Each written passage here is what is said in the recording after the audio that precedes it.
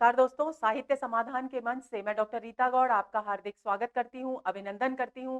दोस्तों, आज के सत्र में हम बात करने वाले हैं क्रिया और अव्यय, जो कि पिछले सत्र में हमने पढ़े थे, उन पर आधारित अति महत्वपूर्ण प्रश्नों की। और ये सभी प्रश्न हमेशा की तरह वही प्रश्न हैं जो पिछली अलग अलग परीक्षाओं में पूछे गए हैं। तो चलिए शुरू करते हैं आज का सत्र। तो आज के सत्र का पहला प्रश्न है, कर्म के आधार पर क्रिया के कितने प्रकार की होती है। पटवार 2011 थर्ड ग्रेड 2012 में यह प्रश्न पूछा गया। विकल्प दिए गए हैं 4, 7, 5 और 2। हम सभी अच्छी तरह से जानते हैं कि कर्म के आधार पर क्रिया के दो भेद किए गए हैं। कौन कौन से?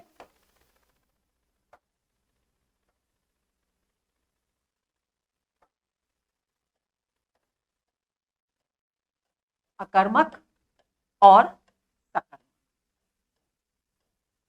तो इसके आधार पर हमारा प्रश्न का उत्तर हुआ डी, यानी दो भेद माने गए हैं। तो आंसर हुआ डी। अगले प्रश्न पर आते हैं। सकर्मक क्रिया वाला वाक्य छांटिए। पीएसआई 2011 में यह प्रश्न पूछा गया। दोस्तों, एक बार आपको याद दिला दूं कि जिस वाक्य में कर्म का क्रिया का फल कर्म पर पड़ता है वे सकर्मक क्रिया वाले वाक्य कहलाते हैं, और जिसमें कर्ता पर पड़ता है वो अकर्मक क्रिया वाले वाक्य कहलाते हैं। तो उसी आधार पर हम इन वाक्यों की जांच करेंगे। पहला वाक्य है, राजू सदा रोता रहता है। हरीश बस पर चढ़ गया। कैलाश छत से गिर पड़ा। सतीश ने केले खरीदे। अब देखिए, राजू सदा रोता रहता है, क्रिया क्या है? रोना। और रोना क्रिया का फल किस पर पड़ रहा है? रोने पर फल नहीं पड़ रहा, बल्कि राजू पर पड़ रहा है, यानी कि ये अकर्मक है। कैसा वाक्य हुआ? अकर्मक। हरीश बस पर चढ़ गया। अब हरीश ने कौन सा कर्म किया? बस पर चढ़ने का कर्म किया। तो क्रिया का फल किस पर पड़ रहा है? बस पर नहीं पड़ रहा, बल्कि किस पर पड़ रहा है? हरीश पर पड़ रहा है, यानी ये भी अकर्मक। क्योंकि जहां कहीं भी जाने के लिए हरीश बस पर चढ़ा तो वो पहुंचेगा कौन? हरीश पहुंचेगा। बस को तो वैसे भी जाना ही है, चाहे हरीश चढ़े या ना चढ़े, यानी हरीश के चढ़ने की क्रिया का फल हरीश पर ही पड़ रहा है, बस पर नहीं। तो अकर्मक। कैलाश छत से गिर पड़ा। तो छत से गिरने की जो क्रिया है उसका फल कैलाश पर पड़ा। क्यों? क्योंकि चोट कैलाश को लगेगी, छत को कुछ नहीं होगा। तो ये भी अकर्मक। अब सतीश ने केले खरीदे। केले खरीदे गए, ये कर्म का फल किस पर पड़ा? खरीदा क्या गया? क्रिया का फल किस पर पड़ा? कर्म पर। खरीदे गए क्योंकि सतीश के साथ वो केले उसके घर, उसके कमरे पर, या जहां कहीं भी वो रहता है वहां पर आ गए। तो ऐसी स्थिति में ये हुआ सकर्मक क्रिया वाला वाक्य, यानी हमारे प्रश्न का सही उत्तर है डी। आंसर हुआ डी। अगला प्रश्न, निम्नलिखित में सकर्मक क्रिया है। सेकंड ग्रेड 2014 में यह प्रश्न पूछा गया। हंसना, खाना, सोना, चलना। तो देखिए क्या पूछा गया है? सकर्मक क्रिया। तो हंसते हैं हम, तो फल किस पर पड़ता है? जो हंसता है उस पर पड़ता है, यानी ये अकर्मक क्रिया है, अकर्मक। खाना खाते हैं हम, तो खाना क्या खाया जाता है? खाना खाया जाता है, तो क्रिया का फल किस पर पड़ता है? खाना खाने के कर्म पर पड़ता है। तो ऐसी स्थिति में ये हो गया सकर्मक। सोना का फल किस पर पड़ता है? जो सोता है उस पर पड़ता है, तो ये हो गया अकर्मक। और चलने का फल भी जो चलता है उसी पर होता है। तो ऐसी स्थिति में प्रश्न का उत्तर हुआ बी। तो आंसर हुआ बी। अगले प्रश्न पर आते हैं।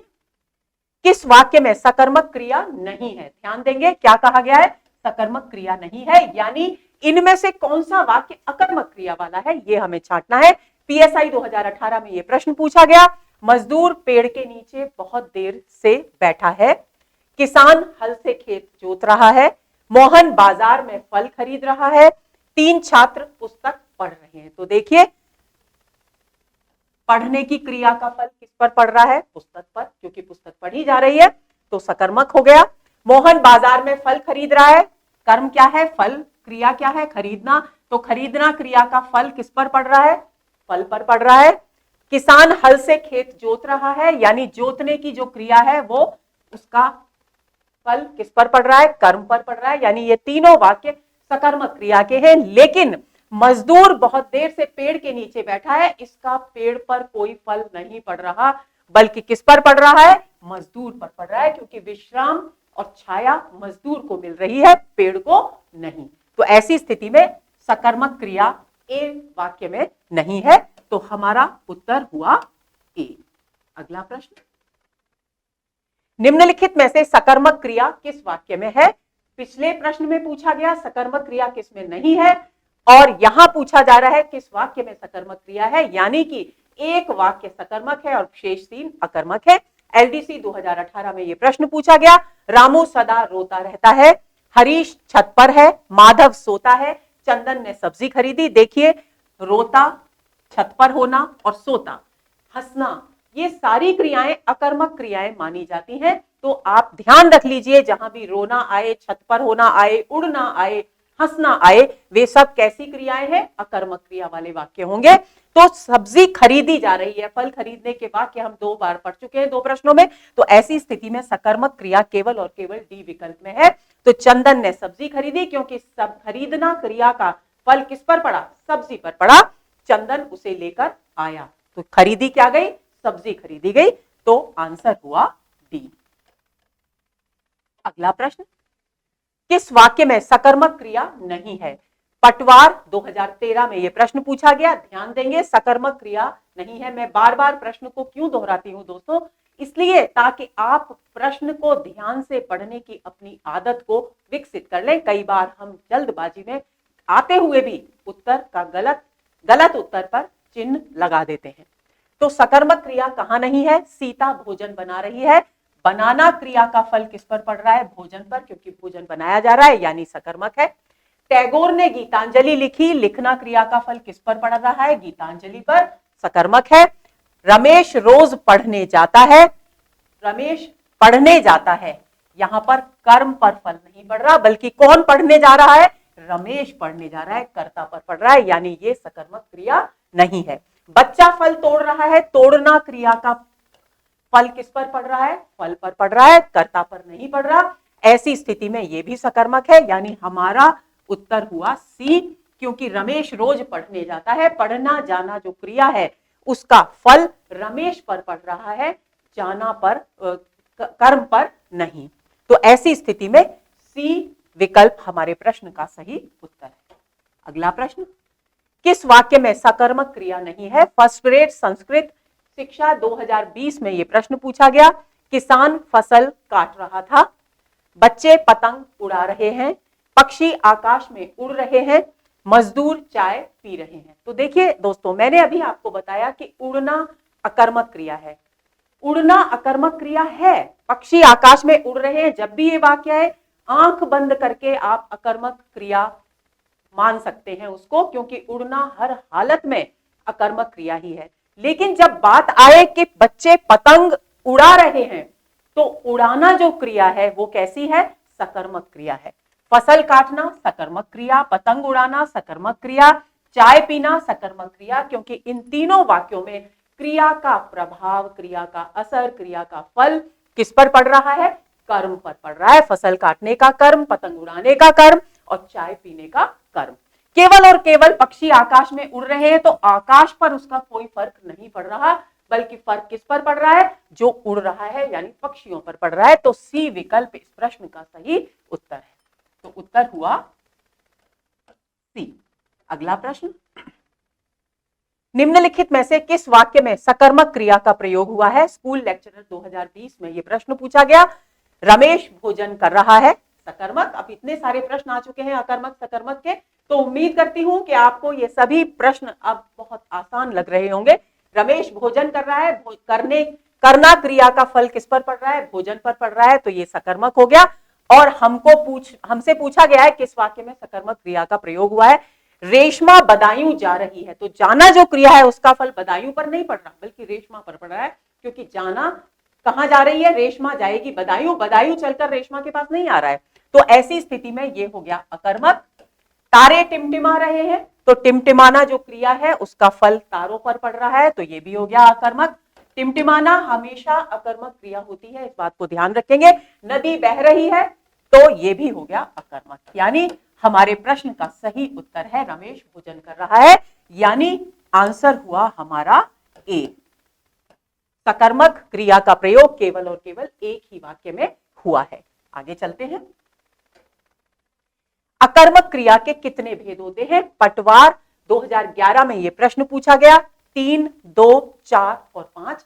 दोस्तों अभी पहले ही प्रश्न में हमने चर्चा की कि कर्म के आधार पर क्रिया को दो भेदों में बांटा गया है, अकर्मक क्रिया और सकर्मक क्रिया। लेकिन यहां प्रश्न में पूछा गया है कि अकर्मक क्रिया के कितने भेद होते हैं, यानी अकर्मक क्रिया के भेदों पर भी प्रश्न पूछा गया है यहां पर। तो देखिए मोटे तौर पर दोस्तों अलग अलग किताबों में अलग अलग प्रकार से इसका विवरण मिलता है। तो अकर्मक क्रिया के भेद मोटे तौर पर तो दो ही माने गए हैं, पूर्ण अकर्मक और अपूर्ण अकर्मक। लेकिन यदि हम गहराई से देखें तो इसके तीन भेद माने गए हैं। कौन से तीन भेद? अवस्था बोधक,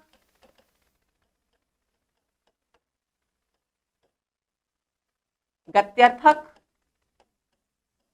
और अपूर्ण अकर्मक।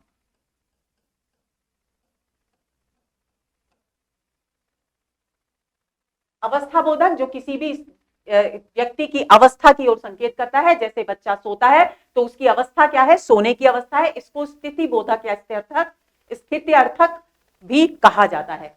तो ये बात ध्यान में रखेंगे। गत्यर्थक जिससे वाक्य में किसी गति के होने का पता चले, जैसे बच्चा चलता है तो चलना गति है, तो गत्यर्थक हो गई अकर्मक क्रिया। और अपूर्ण अकर्मक वो होती है जिसमें कर्म की आवश्यकता नहीं होती, लेकिन वाक्य को बनाने के लिए किसी संज्ञा या विशेषण पद का अनिवार्य की आवश्यकता होती है, उसका पूरक के रूप में प्रयोग करना आवश्यक होता है। यानी मोहन थानेदार हो गया। अब पूरक क्या है? पूरक है थानेदार। लेकिन इस होने की क्रिया का फर्क किस पर पड़ रहा है? थानेदार होने पर। लेकिन अगर हम थानेदार शब्द को हटा दें तो मोहन हो गया, वाक्य बनता ही नहीं, कोई अर्थ, कोई निश्चित अर्थ का बोध हमें होता ही नहीं। तो ऐसी स्थिति में पूरक पद बताया गया कि आवश्यकता पड़ी कि मोहन थानेदार हो गया। थानेदार की जगह कोई और शब्द भी हो सकता है, तो ऐसी स्थिति में यह हो गई अपूर्ण अकर्मक क्रिया। तो इसके आधार पर इस प्रश्न का उत्तर होगा ए, अकर्मक क्रिया के तीन भेद माने गए हैं। और यही पटवार 2011 में इसका उत्तर माना गया था। लेकिन यदि तीन का विकल्प ना हो दोस्तों तो हम दो को भी सही मान सकते हैं, क्योंकि पूर्ण अकर्मक और अपूर्ण अकर्मक अकर्मक क्रिया के दो भेद हैं। तो हमारा उत्तर यहां पर माना गया ए। अगले प्रश्न पर आते हैं। जिस वाक्य में क्रिया का सीधा फल कर्ता पर पड़े उसे कहते हैं। हाई कोर्ट एलडीसी 2017 में प्रश्न पूछा गया, बहुत ही सरल है। सकर्मक क्रिया, अकर्मक क्रिया, नाम धातु क्रिया और प्रेरणार्थक क्रिया।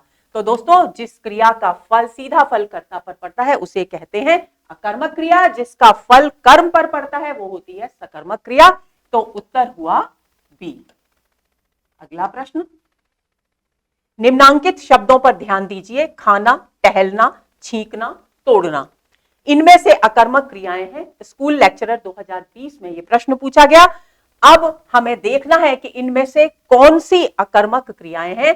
टहलना, छींकना, तोड़ना, खाना। तो इन चारों विकल्पों में से टहलना और छींकना ये दो क्रियाएं अकर्मक क्रियाएं हैं। अब देखना यह है कि किस विकल्प में ये बी और सी आ रहा है।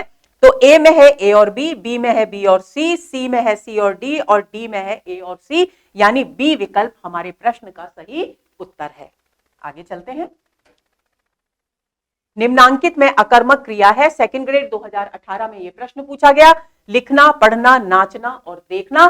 तो दोस्तों लिखना, पढ़ना और देखना ये तीनों सकर्मक क्रियाएं हैं, लेकिन नाचना अकर्मक क्रिया है। राधा नाचती है तो नाचने का फल फर्श पर नहीं पड़ता जिस पर वो नाच रही है, बल्कि स्वयं राधा पर पड़ता है।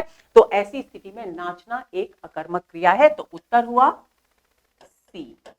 अगला प्रश्न, अकर्मक क्रिया का उदाहरण है। सेकंड ग्रेड 2017 में यह प्रश्न पूछा गया।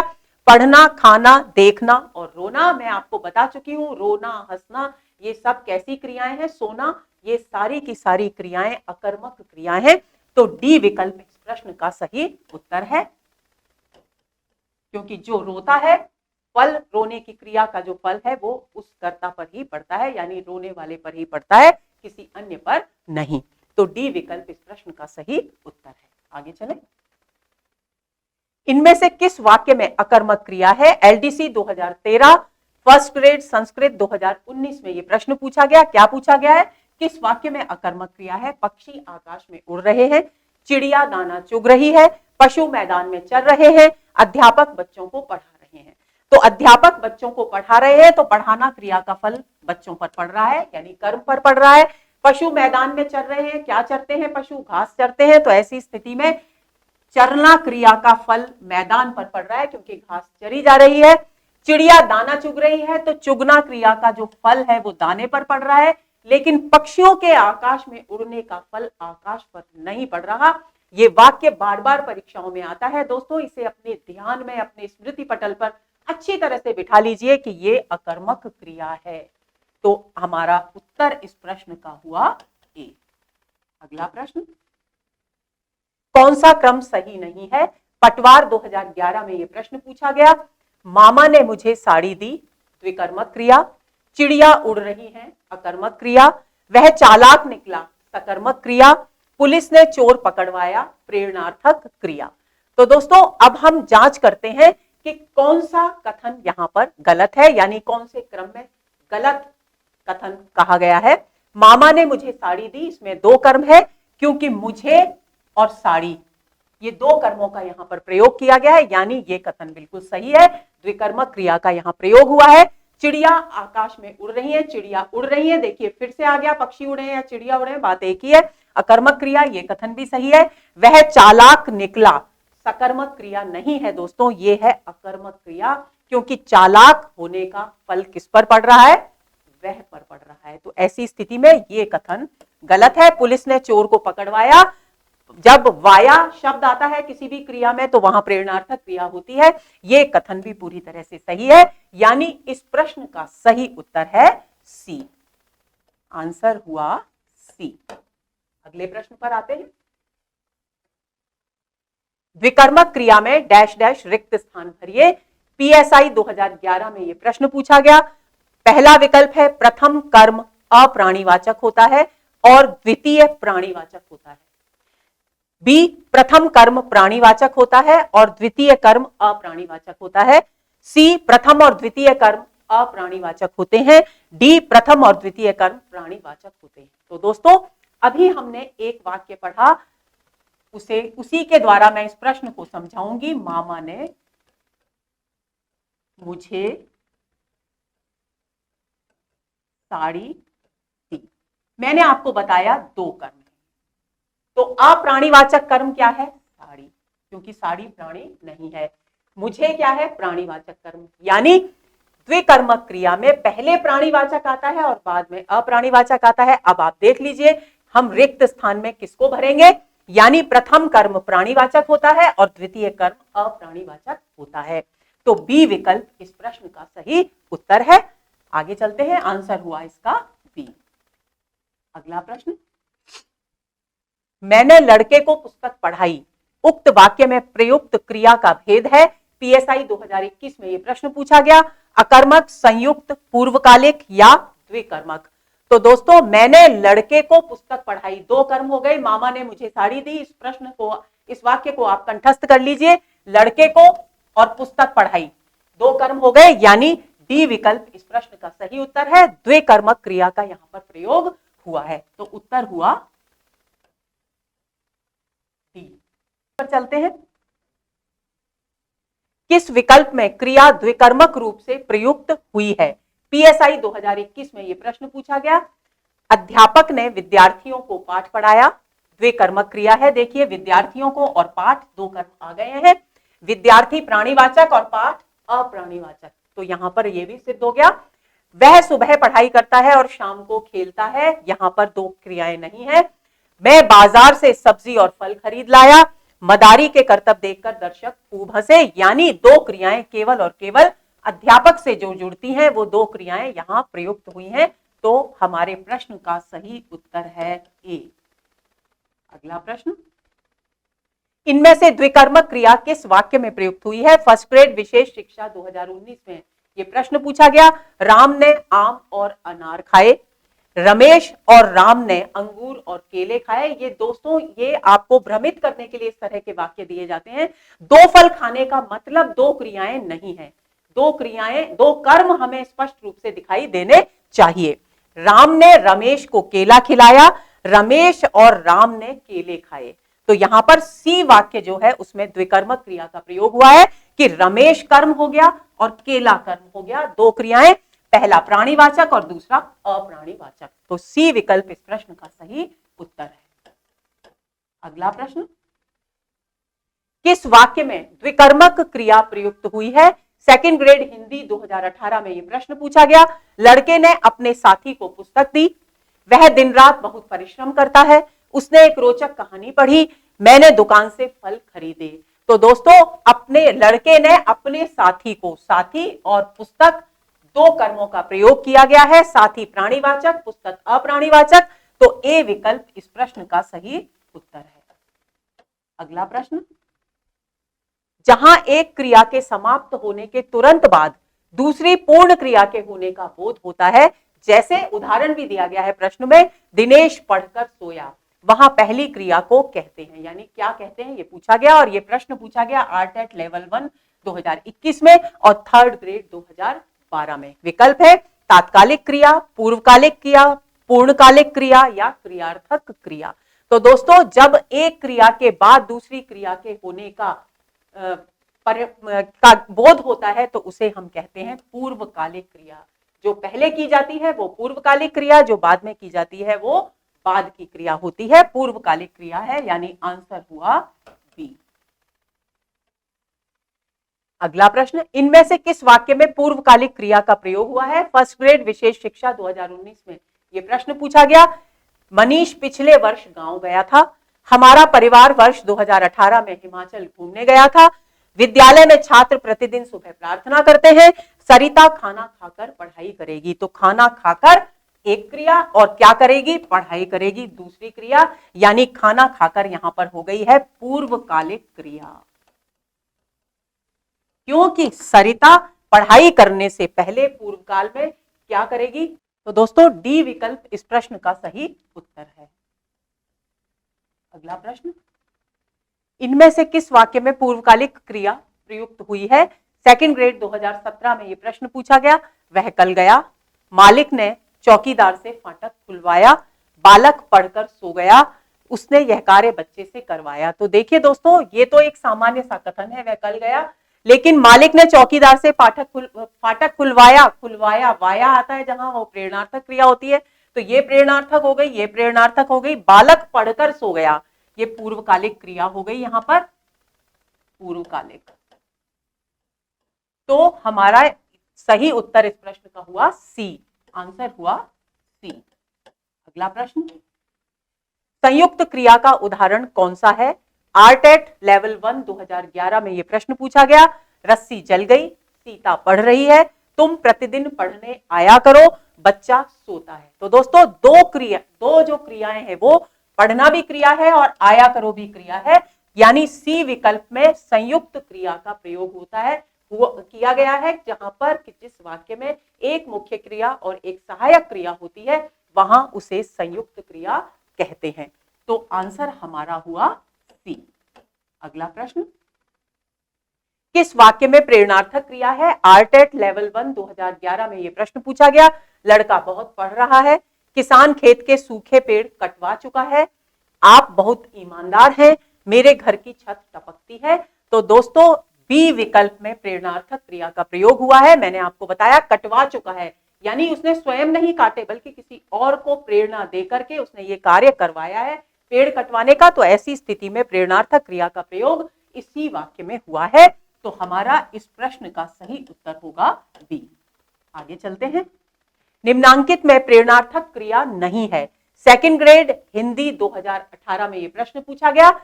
प्रश्न को ध्यान से देखेंगे, निम्नांकित में प्रेरणार्थक क्रिया नहीं है, यानी कि 3 क्रियाएं प्रेरणार्थक है इन विकल्पों में और एक क्रिया प्रेरणार्थक नहीं है, और हमें उसी एक क्रिया को ढूंढना है। हंसाना, जगाना, लिखवाना और भूलना। तो देखिए हंसाना, कोई व्यक्ति किसी दूसरे व्यक्ति को हंसाता है तो हम कहते हैं वह चुटकुला सुनाकर हंसाता है, तो हंसाना किस प्रेरणार्थक क्रिया हो गई। वह माता पुत्र को जगाती है, जगाना क्रिया प्रेरणार्थक हो गई। अगर पुत्र जागता है तो वो प्रेरणार्थक क्रिया नहीं होगी, लेकिन माता पुत्र को जगाती है यानी प्रेरणार्थक क्रिया हो गई। लिखवाना यानी माता पुत्र को पत्र लिखवाती है या पुत्र से पत्र लिखवाती है तो प्रेरणार्थक क्रिया हो गई। तो ऐसी स्थिति में लेकिन व्यक्ति कुछ भी भूलता है तो वो स्वयं भूलता है, किसी और की प्रेरणा से नहीं भूलता। तो ऐसी स्थिति में प्रेरणार्थक क्रिया नहीं है भूलना। तो आंसर हुआ डी। अगला प्रश्न, प्रेरणार्थक क्रिया का उदाहरण है जेएलओ लॉ 2019 में ये प्रश्न पूछा गया। जेएलओ जहां पर आए दोस्तों, जुडिशियल सर्विसेज जो होती हैं उनमें जो प्रश्न आते हैं वो प्रश्न है ये। तो जगना प्रेरणार्थक क्रिया का उदाहरण नहीं है, उदाहरण है ये बस पूछा गया है यहां। जगना, बोलना, सुलाना और भूलना। तो व्यक्ति स्वयं भूलता है, स्वयं बोलता है, स्वयं जगता है, किसी और की प्रेरणा से नहीं। लेकिन सुलाना जो क्रिया है वो किसी और की प्रेरणा से की जाती है, यानी माता बच्चे को सुला रही है तो प्रेरणार्थक क्रिया हो गई। तो हमारा प्रेरणार्थक क्रिया का इस प्रश्न का सही उत्तर हुआ सी। अगला प्रश्न, प्रेरणार्थक क्रिया का उदाहरण नहीं है। सेकंड ग्रेड 2017 में ये प्रश्न पूछा गया। दोस्तों इन प्रश्नों को मैं बार बार एक से प्रश्न होने पर भी क्यों दोहराती हूं, इसलिए दोहराती हूं ताकि आपका आत्मविश्वास बढ़े और आपको ये पता चल जाए कि क्रिया में से सामान्यतः किस प्रकार के प्रश्न आते हैं। यानी अकर्मक प्रश्न बहुत आते हैं, सकर्मक के थोड़ा कम आते हैं, प्रेरणार्थक क्रिया पर बहुत प्रश्न आते हैं, पूर्वकालिक क्रिया पर बहुत प्रश्न आते हैं। तो जिन पर बार बार प्रश्न पूछे जा रहे हैं उन बिंदुओं को आपको कंठस्थ कर लेना है, इसलिए ये प्रश्न बार बार दोहराए जाते हैं ताकि आपका आत्मविश्वास बढ़े और आपको ये पता चल जाए कि किस बिंदु पर हमें ज्यादा ध्यान देना है और किस पर हमें कम ध्यान देना है।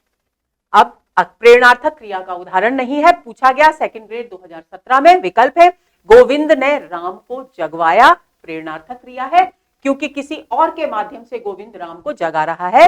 रमेश मजदूर से पेड़ कटवाता है, रमेश स्वयं पेड़ नहीं काट रहा बल्कि कटवा रहा है। प्रशांत अनिल से पत्र लिखवाता है, यानी पत्र स्वयं नहीं लिखा जा रहा बल्कि लिखवाया जा रहा है। वह खाना खाकर सोता है, सो गया यानी वह स्वयं सो गया। तो ये खाना खाकर तो कौन सी हो गई क्रिया, पूर्वकालिक क्रिया हो गई, प्रेरणार्थक क्रिया नहीं है। और हमसे प्रश्न में पूछा गया है कि प्रेरणार्थक क्रिया का उदाहरण कौन सा नहीं है। तो डी विकल्प इस प्रश्न का सही उत्तर है, आंसर हुआ डी। अगला प्रश्न, कृदंत क्रिया किससे प्रभावित होती है। सेकंड ग्रेड 2010 में यह प्रश्न पूछा गया। पुरुष से, लिंग पुरुष से, लिंग वचन से या वचन पुरुष से। तो दोस्तों लिंग और पुरुष से प्रभावित होती है कृदंत क्रिया। कृदंत शब्द क्रिया जो क्रिया होती है वो हमेशा किसके आधार पर लगती है, कौन सा पुरुष है और कौन सा लिंग है उसके आधार पर। यानी स्त्रीलिंग और पुल्लिंग होंगे, स्त्रीलिंग होगा तो वह खाती है और पुल्लिंग होगा तो वह खाता है, इस तरह से। और अन्य पुरुष है तो वह जाता है, उत्तम पुरुष है तो मैं आता हूं, मैं जाता हूं। तो क्रिया का जो प्रभाव क्रिया पर जो पड़ता है वो लिंग और पुरुष से पड़ता है। तो बी विकल्प इस प्रश्न का सही उत्तर है। अगला प्रश्न, कौन सा कथन सही नहीं है। पीएसआई 2021 में यह प्रश्न पूछा गया।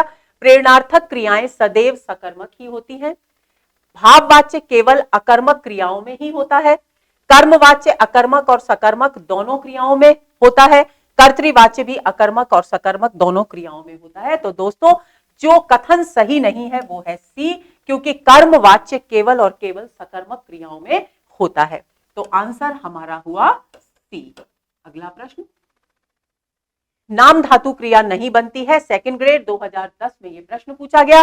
संज्ञा से, सर्वनाम से, विशेषण से, क्रिया से। तो दोस्तों नाम धातु क्रिया संज्ञा, सर्वनाम और विशेषण शब्दों से बनती है, क्रिया से नहीं बनती। क्रिया तो बल्कि स्वयं बनती है इन तीनों से। तो इसलिए उत्तर हमारा होगा बी। अगला प्रश्न, छात्र पढ़ रहे हैं, यह वाक्य किस पक्ष से संबंधित है। पीएसआई 2021 में यह प्रश्न पूछा गया। नित्यता बोधक, सातत्य बोधक, आवृत्ति मूलक और पूर्णकालिक।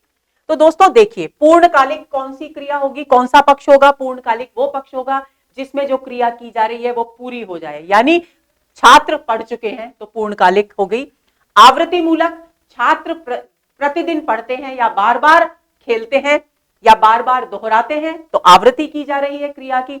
सातत्य बोधक निरंतर, सातत्य शब्द बना है सतत से और सतत शब्द का अर्थ होता है निरंतर, यानी जो क्रिया प्रारंभ होने के बाद अभी तक जब बात की जा रही है तब तक निरंतर चल रही है, जिसमें सातत्य है, निरंतरता है, वो सातत्य बोधक पक्ष हो गया वाक्य का। नित्यता यानी नित्य प्रति जो क्रिया की जाती है वो नित्यता बोधक होती है। तो ऐसी स्थिति में छात्र पढ़ रहे हैं, यानी छात्रों ने जब से पढ़ना शुरू किया तब से अब तक निरंतर पढ़ रहे हैं, तो ऐसी स्थिति में बी विकल्प इस प्रश्न का सही उत्तर है, क्योंकि यह वाक्य किस पक्ष से संबंधित है? सातत्य बोधक पक्ष से संबंधित है। तो आंसर हुआ बी। अगला प्रश्न, सातत्य बोधक पक्ष का उदाहरण है जेएलओ लॉ 2019 में यह प्रश्न पूछा गया। राकेश पढ़ रहा है, वह पढ़ाई कर रहा है, वह अच्छा खिलाड़ी है, वह नियमित रूप से स्कूल जाता है। तो राकेश पढ़ रहा है, वह, ये क्या है? सातत्य बोधक वाक्य है। अब रहा तो इसमें भी आ रहा है, लेकिन ये सातत्य बोधक नहीं है, बल्कि वह पढ़ाई कर रहा है, ये अभ्यास को, यानी कि वो निरंतर पढ़ाई कर रहा है, लगातार प्रतिदिन पढ़ाई कर रहा है, इस बात की ओर संकेत करता है। ये वाक्य बहुत थोड़ा सा फर्क है, इस बारीकी को समझ लेंगे। लेकिन राकेश ने जब से आज पढ़ना शुरू किया है तब से वह निरंतर पढ़ता चला जा रहा है। तो ए विकल्प इस प्रश्न का सही उत्तर है। सातत्य बोधक पक्ष का उदाहरण है राकेश पढ़ रहा है। अगला प्रश्न, आवृत्ति मूलक पक्ष से संबंधित वाक्य है। पीएसआई 2021 में यह प्रश्न पूछा गया। मोहन अध्यापक है, बालक पुस्तक पढ़ रहा है, बच्ची सो चुकी है, वह स्कूल जाता है। तो देखिए ये तो कार्य संपन्न हो चुका, पूर्णकालिक हो गया। बालक पुस्तक पढ़ रहा है, निरंतरता, सातत्य बोधक हो गया। मोहन अध्यापक है, यानी ये तो अभ्यास है, नित्य प्रति ये कार्य हो रहा है, अभ्यास वो है। लेकिन वह स्कूल जाता है, ये क्या है? आवृत्ति मूलक, क्योंकि एक बार नहीं जाता बल्कि वह प्रतिदिन स्कूल जाता है। तो बार बार स्कूल जाने की जो क्रिया है उसकी आवृत्ति होती है। तो डी विकल्प इस प्रश्न का सही उत्तर है। आंसर हुआ डी। अगला प्रश्न, जिन शब्दों में प्रयोग के अनुसार कोई परिवर्तन नहीं होता उन्हें कहा जाता है। यह भी प्रश्न पूछा गया जेएलओ लॉ 2019 में। पद, विकारी शब्द, अविकारी शब्द और पदबंध। तो दोस्तों क्या कहा गया है? जिन शब्दों में प्रयोग के अनुसार परिवर्तन नहीं होता, तो जिनमें परिवर्तन नहीं होता वे कहलाते हैं अविकारी शब्द, यानी उत्तर हुआ सी। अगला प्रश्न, इनमें से कौन सा शब्द भेद अव्यय नहीं है? जेएलओ लॉ 2019 में यह प्रश्न पूछा गया। संबंध बोधक, समुच्चय बोधक, विशेषण और क्रिया विशेषण हम पढ़ चुके हैं। क्रिया विशेषण अव्यय है, समुच्चय बोधक अव्यय है, संबंध बोधक अव्यय है, लेकिन विशेषण अव्यय नहीं है, क्योंकि विशेषण शब्द लिंग, वचन और कारक के अनुसार परिवर्तित होते हैं। तो ये विकारी शब्द है, अविकारी नहीं है, अव्यय नहीं है। तो आंसर हुआ सी। अगला प्रश्न, जिन शब्दों में लिंग, वचन, कारक आदि के कारण कोई परिवर्तन नहीं होता उन्हें क्या कहते हैं? ध्यान देंगे, इसको दोहराया है मैंने। प्रश्न बिल्कुल एक जैसा प्रश्न है, लेकिन फिर भी मैंने यहां लिया है क्योंकि प्रश्न के पूछने का तरीका अलग है। तो इस बात को भी आप ध्यान देंगे। वहां ये स्पष्ट नहीं किया गया था लिंग, वचन, कारक, वहां कहा गया था प्रयोग के आधार पर परिवर्तन नहीं होता। तो उस तरीके से भी ये प्रश्न पूछा जाता है और इस तरीके से भी पूछा जाता है। विकल्प है संज्ञा, विशेषण, सर्वनाम, अव्यय। तो संज्ञा, विशेषण और सर्वनाम ये तो रूप बदलते हैं लिंग, वचन, कारक के अनुसार, लेकिन अव्यय रूप नहीं बदलते और अव्यय को अविकारी शब्द भी कहा जाता है। तो उत्तर हुआ डी। अगला प्रश्न, निम्न में कौन अविकारी है? थर्ड ग्रेड 2012 में यह प्रश्न पूछा गया। अव्यय, क्रिया विशेषण, विशेषण ए और बी। तो दोस्तों हम पढ़ चुके हैं कि विशेषण तो विकारी है और अव्यय और क्रिया विशेषण दोनों, क्रिया विशेषण भी अव्यय होते हैं। तो ऐसी स्थिति में ए और बी दोनों अविकारी है, यानी डी विकल्प इस प्रश्न का सही उत्तर है। अगला प्रश्न, इनमें से किन शब्दों की गणना अव्यय के अंतर्गत की जाती है? सेकंड ग्रेड 2017 में यह प्रश्न पूछा गया। क्रिया विशेषण, क्रिया विशेषण और संज्ञा। देखिए पिछले प्रश्न की तरह यह भी प्रश्न है। क्रिया विशेषण क्या है? अव्यय है। क्रिया अव्यय नहीं है, विशेषण अव्यय नहीं है और संज्ञा भी अव्यय नहीं है, क्योंकि ये तीनों लिंग, वचन और कारक के अनुसार अपना रूप बदलते हैं। तो ए हमारे प्रश्न का सही उत्तर है। अगला, व्याकरण की दृष्टि से गलत कथन है और यह प्रश्न पूछा गया पीएसआई 2021 में। संज्ञा की विशेषता बताने वाले शब्द विशेषण कहलाते हैं। बिल्कुल सही है, क्योंकि संज्ञा और सर्वनाम की विशेषता बताने वाले शब्द विशेषण कहलाते हैं। संज्ञा के स्थान पर प्रयुक्त होने वाले शब्दों को सर्वनाम कहते हैं। यह भी कथन बिल्कुल सही है। क्रिया के प्रमुख रूप से दो भेद माने गए हैं, सकर्मक और अकर्मक। इसकी चर्चा भी हम एक प्रश्न में कर चुके हैं। ये कथन भी बिल्कुल सही है। अब तो एक ही विकल्प बचा, सर्वनाम और क्रिया की विशेषता बताने वाले शब्द क्रिया विशेषण कहलाते हैं। ये कथन गलत है, क्योंकि सर्वनाम की विशेषता बताने वाले शब्द विशेषण होते हैं और क्रिया की विशेषता बताने वाले शब्द होते हैं क्रिया विशेषण। तो ये कथन गलत है। तो डी विकल्प हमारे इस प्रश्न का सही उत्तर है। अगला प्रश्न, किस वाक्य में स्थानवाचक क्रिया विशेषण है? पीएसआई 2018 में यह प्रश्न पूछा गया। आप यहां बैठिए। स्थानवाचक क्रिया विशेषण कौन सा होता है? जिस शब्द से, जिन शब्दों से किसी स्थान विशेष का बोध होता है, वो स्थानवाचक क्रिया विशेषण होता है। तो आप यहां बैठिए। वह धीरे धीरे चलता है, वह जयपुर से अभी आया है, गुरुजी बहुत कम बोलते हैं। तो देखिए दोस्तों, यहां से पता चल रहा है कि किसी स्थान की ओर संकेत करके कहा जा रहा है कि आप यहां बैठिए, यानी इस वाक्य में स्थानवाचक क्रिया विशेषण है। धीरे धीरे चलता है, ये चलने की किस प्रकार चलता है ये वो बता रहा है, यानी ये रीतिवाचक क्रिया विशेषण हो गया। मोहन जयपुर से अभी आया है, यानी समय का बोध करा रहा है, कालबोधक हो गया। गुरुजी बहुत कम बोलते हैं, मात्रा बता रहे हैं बोलने की, तो परिमाण बोधक हो गया। तो ऐसी स्थिति में स्थानवाचक क्रिया विशेषण का प्रयोग केवल और केवल ए विकल्प में हुआ है। तो सही उत्तर इस प्रश्न का हुआ ए। अगला, निम्नलिखित में क्रिया विशेषण नहीं है। जेएलओ लॉ 2019 में यह प्रश्न पूछा गया। समकालीन, ध्यानपूर्वक, लगातार और प्रतिमाह। तो दोस्तों, हम इतने प्रश्न क्रिया विशेषणों पर पढ़ चुके हैं कि ध्यानपूर्वक, वह ध्यानपूर्वक पढ़ता है, वह लगातार चलता है या लगातार पढ़ता है, वह प्रतिमाह मंदिर जाता है। तो ये सब क्या है? क्रिया विशेषण है। जाना क्रिया, लगातार पढ़ना क्रिया, और इन सब के विशेषताओं को बताने वाले शब्द हैं। लेकिन समकालीन शब्द क्रिया की विशेषता नहीं बताता, बल्कि संज्ञा और सर्वनाम शब्दों की विशेषता बताता है। जैसे हम आधुनिक कविता के इतिहास में पढ़ते हैं समकालीन कवियों के विषय में, तो कवियों की विशेषता कौन सी हो गई? समकालीन शब्द हो गया। तो ये विशेषण है, ये क्रिया विशेषण नहीं है। तो हमारे इस प्रश्न का सही उत्तर हुआ ए, क्योंकि समकालीन शब्द विशेषण है, क्रिया विशेषण नहीं। आगे चलें। क्रिया विशेषण रहित वाक्य है। पीएसआई 2021 में यह प्रश्न पूछा गया। क्या पूछा गया है कि किस वाक्य में क्रिया विशेषण नहीं है? वह अचानक चला गया। क्रिया क्या है? चला गया। कैसे चला गया? अचानक चला गया, यानी क्रिया विशेषण है। मेरी बात ध्यान से सुनो, सुनना क्रिया है, और कैसे सुनो? ध्यान से सुनो, यानी क्रिया विशेषण है। नौकर मालिक से खुश रहता है। वह प्रायः यहां आया करते थे। अब नौकर मालिक से खुश रहता है, क्रिया क्या है? खुश रहना। इसकी विशेषता नहीं बताई जा रही है, तो यानी यहां इस वाक्य में क्रिया विशेषण का प्रयोग नहीं हुआ है। और डी में है वह प्रायः यहां आया करते थे। आना क्रिया की विशेषता क्या है? प्रायः आया करते थे, तो इसलिए यहां भी क्रिया विशेषण है। तो उत्तर हुआ सी। अगले प्रश्न पर आते हैं। क्रिया विशेषण उपवाक्य का उदाहरण है। पीएसआई 2021 में यह प्रश्न पूछा गया। जो लोग साहसी होते हैं वे सफल होते हैं। यदि तुम चलते तो मैं भी अवश्य चलता। वह धनवान है परंतु बहुत दुखी है।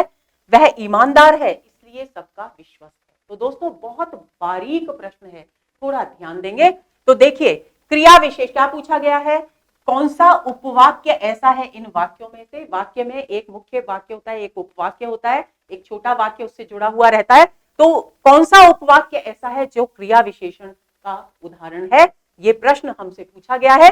तो जो लोग साहसी होते हैं वे सफल होते हैं, यानी लोगों की विशेषता बता रहे हैं दो, साहसी और सफल। क्रिया की विशेषता नहीं बताई जा रही, तो इसका मतलब इसमें क्रिया विशेषण नहीं है, उपवाक्य नहीं है। यदि तुम चलते तो मैं भी चलता। क्रिया क्या है? चलना।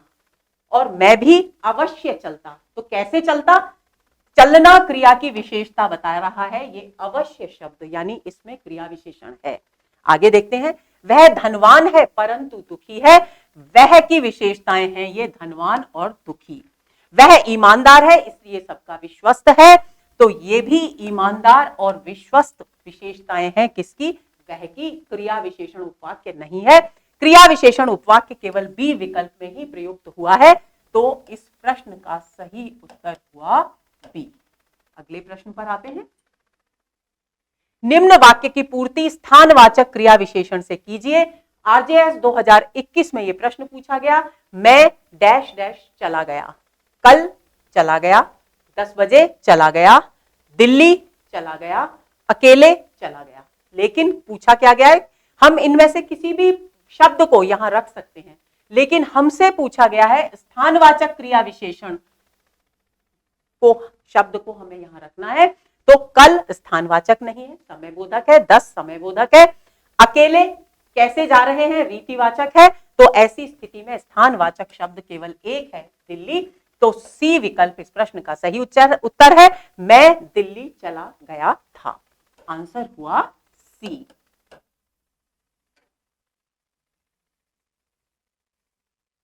बोलो को डैश डैश बोलो कोई सुन लेगा, वाक्य में रिक्त स्थान पर आएगा। आरटेट लेवल 2 2011 में यह प्रश्न पूछा गया, जोर से, गाकर, चीख कर या धीरे। तो दोस्तों देखिए, यहां पर ये जो वाक्यांश है कोई सुन लेगा, इसका मतलब क्या है कि बात को धीरे बोलने के लिए कहा जा रहा है। तो क्या आएगा, धीरे बोलो कोई सुन लेगा। अब ऐसा तो नहीं हो सकता कि जोर से बोलो कोई सुन लेगा, तो जोर से बोलेंगे तो सब सुनेंगे ही। गाकर बोलो ये भी कोई तुक नहीं बैठती, चीख कर बोलो ये भी उचित नहीं है, तो धीरे बोलो कोई सुन लेगा। तो यहां आंसर हुआ डी। अगला प्रश्न, निम्नांकित में क्रिया विशेषण नहीं है। सेकंड ग्रेड हिंदी 2018 में यह प्रश्न पूछा गया, अनगिनत, हाथों हाथ, एकाएक, चुपचाप। तो दोस्तों देखिए, उस बाग में अनगिनत पुष्प थे, तो पुष्पों की विशेषता बता रहा है, यानी संज्ञा की विशेषता बता रहा है। तो ये अनगिनत शब्द तो क्या हुआ, विशेषण हो गया। उसने इस काम को हाथों हाथ लिया, लेने की जो क्रिया है उसकी विशेषता बता रहे हैं, यानी हाथों हाथ विशेषण है, क्रिया विशेषण है। वह एकाएक चला आया, चलना क्रिया की विशेषता बता रहा है, एकाएक, तो ये क्रिया विशेषण है। वह चुपचाप बैठा रहा, बैठने की क्रिया की विशेषता बता रहा है चुपचाप शब्द, तो ये भी क्रिया विशेषण है। तो उत्तर हुआ अनगिनत, क्योंकि अनगिनत क्रिया विशेषण नहीं बल्कि क्या है, विशेषण शब्द है। तो आंसर हुआ ए। अगला प्रश्न, पानी में थोड़ी बर्फ डालकर उसे धीरे धीरे हिलाओ ताकि वह जल्दी ठंडा हो जाए। वाक्य में समुच्चय बोधक शब्द है, समुच्चय बोधक शब्द हमें इस वाक्य में से ढूंढना है। सेकंड ग्रेड हिंदी 2018 में यह प्रश्न पूछा गया। दोस्तों सबसे पहले आपकी स्मृति में ताजा कर दूं कि समुच्चय बोधक शब्द क्या होते हैं। समुच्चय बोधक शब्द वे होते हैं जो एक पद को दूसरे पद से और एक वाक्य को दूसरे उपवाक्य से या पद से जोड़ने का काम करते हैं। तो ऐसी स्थिति में समुच्चय बोधक हम देखेंगे कि थोड़ी पानी में थोड़ी बर्फ डालो, बर्फ का परिमाण बता रहा है, ये परिमाणवाचक विशेषण हो गया है। उसे धीरे धीरे हिलाओ, ये रीतिवाचक क्रिया विशेषण हो गया, हिलाना क्रिया की विशेषता बता रहा है, ताकि वह जल्दी ठंडा हो जाए। तो ठंडा हो जाए से शब्द, इस उपवाक्य से संबंध किसके शब्द से के द्वारा जोड़ा जा रहा है, पहले के वाक्य का ताकि के माध्यम से। तो ताकि है समुच्चय बोधक शब्द। तो आंसर हमारा हुआ सी। अगला प्रश्न, इनमें से किस वाक्य में अव्यय का प्रयोग हुआ है, नहीं हुआ है। सेकंड ग्रेड विशेष शिक्षा 2019 में यह प्रश्न पूछा गया। क्या पूछा गया है, अव्यय का प्रयोग कहां नहीं है। तो राम धीरे धीरे मंदिर जा रहा है, धीरे धीरे अव्यय है, क्रिया विशेषण हो गया। राम मंदिर जा रहा है, राम नियमित रूप से मिठाई और फल खाता है, नियमित हो गया, फल खाना क्रिया की विशेषता हो रही है। न राम मंदिर जाता है न श्याम मंदिर जाता है, जहां न आता है वो भी निषेधवाचक अव्यय होता है। तो ऐसी स्थिति में इसमें भी अव्यय है, इसमें भी अव्यय है, इसमें भी अव्यय है, लेकिन मंदिर जा रहा है इसमें अव्यय नहीं है। तो बी विकल्प इस प्रश्न का सही उत्तर है। अगला प्रश्न, वह अचानक चला गया, इस वाक्य में इनमें से क्या है। सेकंड ग्रेड संस्कृत 2019 में यह प्रश्न पूछा गया। वह अचानक चला गया, काल बोधक क्रिया विशेषण है, स्थान बोधक क्रिया विशेषण है, परिमाण बोधक क्रिया विशेषण है या रीति बोधक क्रिया विशेषण है। तो दोस्तों काल का बोध नहीं कराया जा रहा, स्थान का बोध नहीं कराया जा रहा है, न परिमाण का बोध कराया जा रहा है, बल्कि किस प्रकार चला गया, चलना क्रिया की के तरीके का बोध करा रहा है अचानक शब्द, तो रीति बोधक क्रिया विशेषण है ये। तो उत्तर हमारा हुआ डी। अगला प्रश्न, वह चुपके से चला गया, पंक्ति में चुपके से है। सेकंड ग्रेड 2011 में ये प्रश्न पूछा गया। रीतिवाचक अव्यय, दिशावाचक अव्यय, स्थानवाचक अव्यय, अब परिमाणवाचक अव्यय। तो देखिए दिशा नहीं है, स्थान नहीं है, परिमाण नहीं है, रीतिवाचक अव्यय है चुपके से। कैसे चला गया? चुपके से चला गया। तो आंसर है ए। अगला प्रश्न, एक पद वाक्यांश या उपवाक्य का संबंध दूसरे पद वाक्यांश या उपवाक्य से जोड़ने वाले शब्द को, जोड़ने वाले अव्यय को कहते हैं। आरटेट लेवल 1 2011 में यह प्रश्न पूछा गया। समुच्चय बोधक, विस्मयादि बोधक, क्रिया विशेषण या अप्रकट अव्यय। एक प्रश्न के सिलसिले में इस पर हम चर्चा कर चुके हैं। तो ए विकल्प इस प्रश्न का सही उत्तर है। समुच्चय बोधक अव्यय वे होते हैं दोस्तों जो एक पद वाक्यांश या उपवाक्यांश का, उपवाक्य का संबंध दूसरे पद वाक्यांश या उपवाक्य से जोड़ते हैं, उन्हें समुच्चय बोधक अव्यय कहते हैं। जैसे कि एक उदाहरण में हमने ताकि वह जल्दी ठंडी हो जाए, ताकि कहा था, पढ़ा था उस वाक्य में, तो वही समुच्चय बोधक अव्यय होते हैं। आगे चलें, इनमें से कौन सा शब्द समुच्चय बोधक अव्यय नहीं है? सेकंड ग्रेड 2017 में यह प्रश्न पूछा गया। परंतु, इसलिए, सामने, एवं। तो देखिए परंतु वाक्य को जोड़ेगा, इसलिए वाक्य को जोड़ेगा। मैं यहां आया इसलिए तुम नाराज हो रहे हो, तो वाक्य को, दो वाक्य हैं उनको जोड़ा जा रहा है। मैं वहां चला तो जाता परंतु मेरा मन नहीं था, दो वाक्य हैं, वाक्य को जोड़ा जा रहा है। वह मेरे सामने बैठा है, वाक्य को जोड़ा नहीं जा रहा है। मैं दिल्ली एवं मद्रास जाना चाहता हूं, तो वाक्य को जोड़ा जा रहा है। तो ऐसी स्थिति में सी विकल्प इस प्रश्न का सही उत्तर है, क्योंकि समुच्चय बोधक अव्यय नहीं है सामने। अगला प्रश्न, निम्नलिखित शब्दों को ध्यान से पढ़िए। क्योंकि, वाह, शीघ्र तथा उपर्युक्त विकल्पों में से समुच्चय बोधक अव्यय किस विकल्प में है? फर्स्ट ग्रेड संस्कृत शिक्षा 2019 में यह प्रश्न पूछा गया। विकल्प है क और ख, बी है ख और घ, सी है क और घ, और डी है ग और घ। तो चलिए इन शब्दों पर ध्यान देते हैं। क्योंकि, और पूछा क्या गया है, समुच्चय बोधक अव्यय कौन कौन से विकल्प में है? क्योंकि, वाह, शीघ्र और तथा। तो दोस्तों बिल्कुल जाहिर सी बात है, वाह तो है विस्मयादि बोधक, वाह क्या दृश्य है, हर्ष बोधक, विस्मयादि बोधक हो गया, हर्ष सूचक। शीघ्र, वह शीघ्र चला आया, रीति बोधक हो गया। क्योंकि और तथा, ये दोनों उपवाक्यों को, एक उपवाक्य को दूसरे से, एक पद को दूसरे से जोड़ने का काम करते हैं। तो क और घ हमारे प्रश्न का सही उत्तर है। किस विकल्प में है क और घ? सी विकल्प में क और घ आ रहा है। तो इस प्रश्न का सही उत्तर हुआ सी। अगला प्रश्न, इन शब्दों में अव्यय शब्द है। सेकंड ग्रेड 2011 में यह प्रश्न पूछा गया। परंतु, दुधारू, पंजाबी और चल। तो देखिए दुधारू गाय विशेषण हो गया, पंजाबी लड़की विशेषण हो गया, चलना क्रिया है,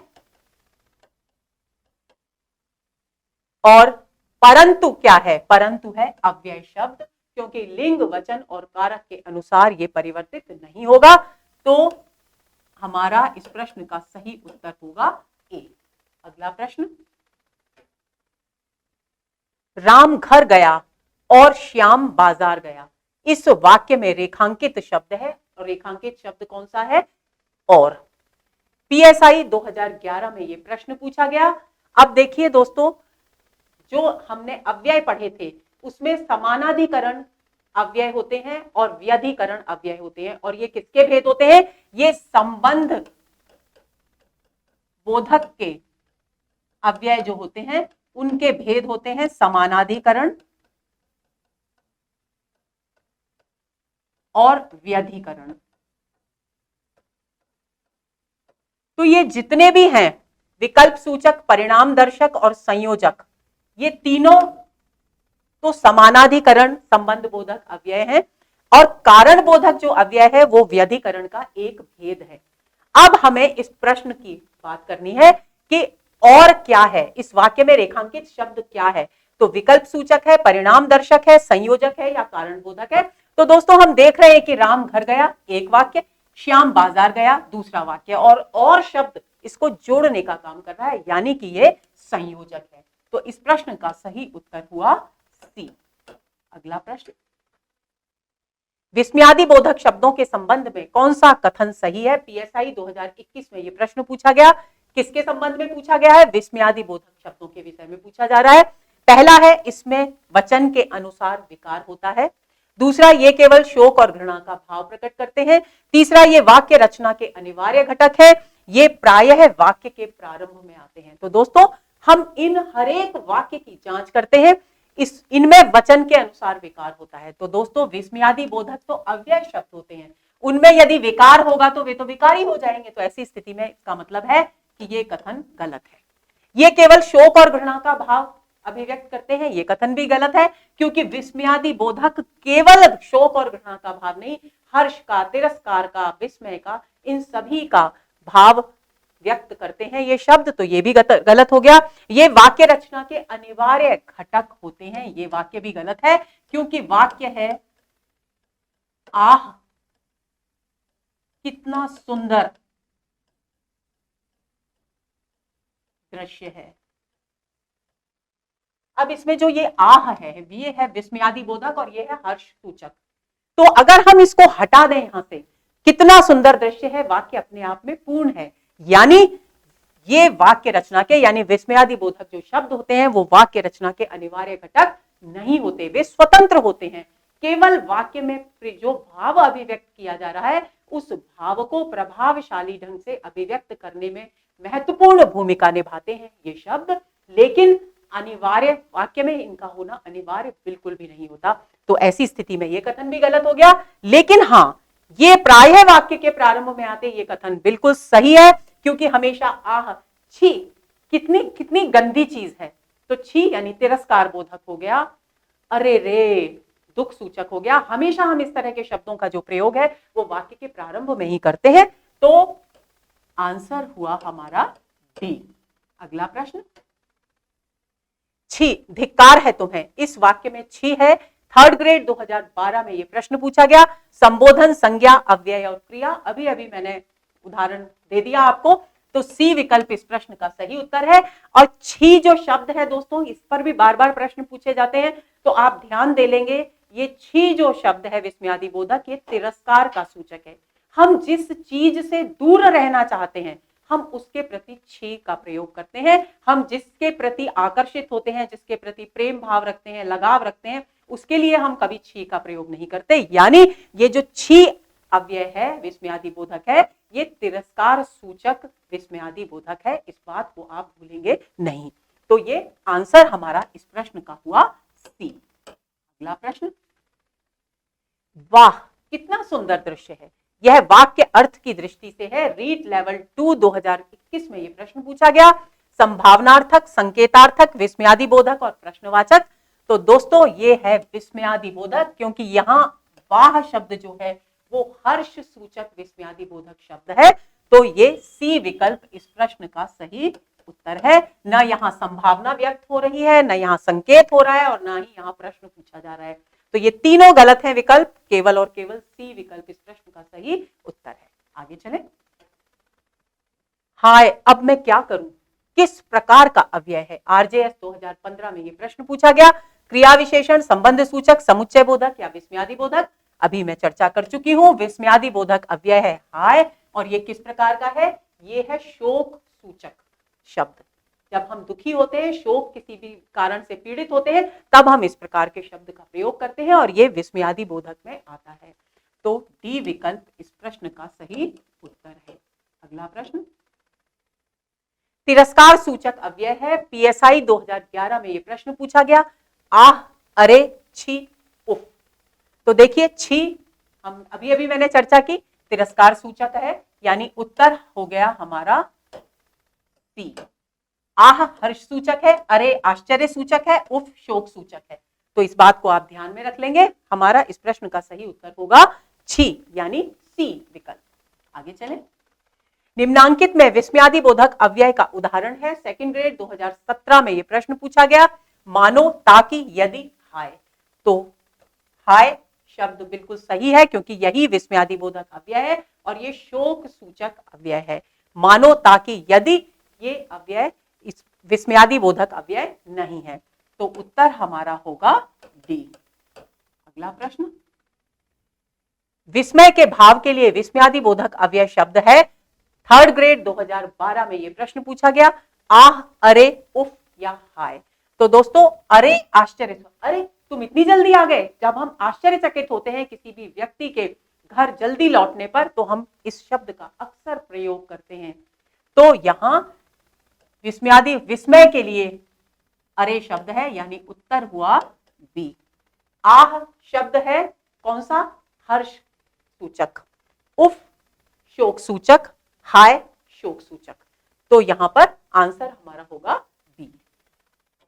अगला प्रश्न, हमें सफलता मिलने तक प्रयास करना चाहिए। इस वाक्य में तक है। आरटेट लेवल 2 2011 में यह प्रश्न पूछा गया। समुच्चय बोधक, क्रिया विशेषण, संबंध बोधक अव्यय या विस्मयादि बोधक अव्यय। तो दोस्तों यहां पर सी विकल्प इस प्रश्न का सही उत्तर है। यह है संबंध बोधक अव्यय। क्यों? क्योंकि सफलता और प्रयास इन दोनों शब्दों में तक के माध्यम से संबंध स्थापित किया जा रहा है। तो ऐसी स्थिति में यहां तक शब्द है संबंध बोधक अव्यय। आंसर हुआ हमारा सी। अगला, वहां मोहन के डैश डैश कोई नहीं था, वाक्य में रिक्त स्थान पर प्रयुक्त होगा। आरटेट 2011 में यह प्रश्न पूछा गया। या, और, अलावा या अथवा। तो राम, वहां मोहन के या कोई नहीं था, बिल्कुल बेमेल है। वहां मोहन के और कोई नहीं था, बिल्कुल बेमेल है। वहां मोहन के अलावा कोई नहीं था, बिल्कुल सही बैठ रहा है, निश्चित अर्थ का बोध करा रहा है, पूर्ण वाक्य लग रहा है। वहां मोहन के अथवा कोई नहीं था, यह भी गलत है, यानी आंसर हमारा सही होगा सी। अगला प्रश्न, गोमूत्र असाध्य रोगों के उपचार में भी उपयोगी है। रेखांकित शब्द के संदर्भ में उपयुक्त विकल्प है। आरटेट 2021 में यह प्रश्न पूछा गया। कारक चिन्ह, निपात, क्रिया या समुच्चय बोधक। तो दोस्तों जब हम वाक्य में किसी भी बात पर बल देने के लिए जिन शब्दों का प्रयोग करते हैं वे निपात कहलाते हैं। तो यहां उपचार में भी उपयोगी है, तो भी के द्वारा गोमूत्र के उपयोगी होने की बात पर बल दिया जा रहा है, तो यानी कि ये है निपात। तो सही उत्तर हुआ बी। अगला प्रश्न, निम्नांकित में से कौन सा शब्द निपात का उदाहरण नहीं है? सेकंड ग्रेड स्पेशल एजुकेशन 2018 में यह प्रश्न पूछा गया। ही, भी, मैं और तक। तो दोस्तों ही निपात है, भी निपात है और तक भी निपात है, लेकिन मैं निपात नहीं है, मैं है सर्वनाम शब्द। तो ऐसी स्थिति में इस प्रश्न का सही उत्तर होगा सी। अगला प्रश्न, निम्नलिखित में से कौन सा वाक्य रीतिवाचक क्रिया विशेषण का उदाहरण है? आरटेट लेवल 2 सेशन 2 2022 में यह प्रश्न पूछा गया। क्या पूछा गया है? रीतिवाचक क्रिया विशेषण का उदाहरण पूछा गया है। लक्षित बहुत धीरे धीरे चलता है, चलना क्रिया है और उसकी तरीका बता रहा है, रीति बता रहा है धीरे धीरे शब्द। आज मेरी परीक्षा है, इसमें कोई भी क्रिया विशेषण नहीं है। खेल का मैदान विद्यालय के पास स्थित है, यहाँ पास है लेकिन ये रीतिवाचक नहीं है। इन दिनों गंगा में पानी अधिक है, यहाँ ये अव्यय शब्द है लेकिन ये रीतिवाचक नहीं है, परिमाणवाचक है और ये स्थानवाचक है और धीरे धीरे है रीतिवाचक। यानी इस प्रश्न का सही उत्तर हुआ ए।